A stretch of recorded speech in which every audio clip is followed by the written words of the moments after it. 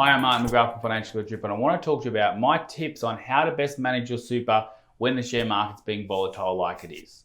And these boil down to 4 key steps. Step 1 is understand what your super's invested in. Super seems boring, I don't read it, someone else can worry about it, I don't check the statements, but it really is important to understand what your super is invested in.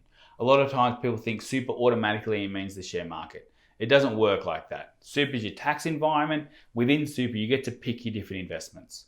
And every single super fund in Australia should have as much transparency as possible that you can understand exactly what your super is invested in. Once you understand that, you can then go to step 2, which is have a think about, are these still good investments?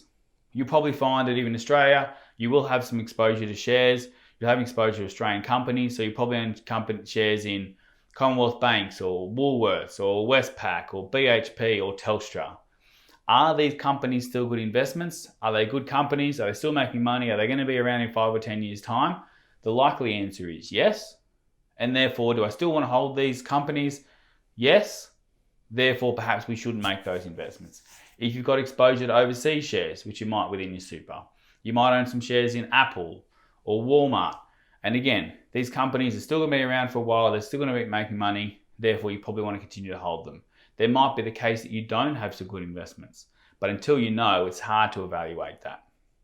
My step 3 is understand and plan for when you need your super.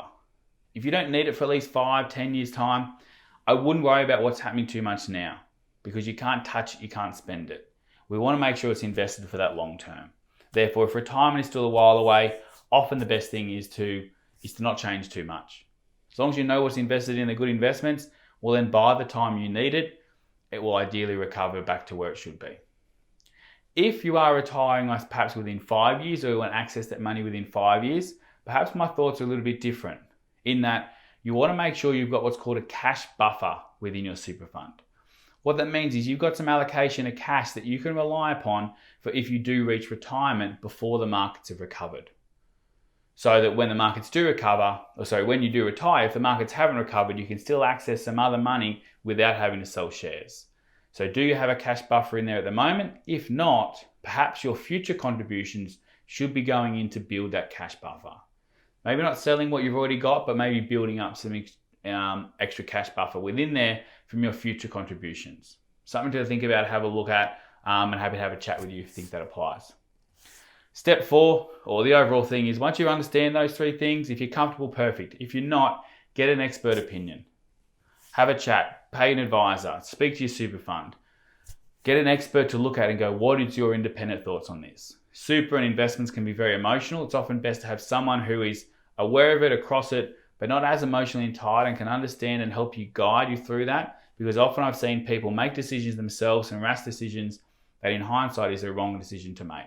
So always contact an expert and get their thoughts about it. If you're unsure, you might not know whether there's a good investment or not, pay some advice and get someone to give you those thoughts. Hopefully that's helped. That's the best way I recommend looking at your super through volatile markets.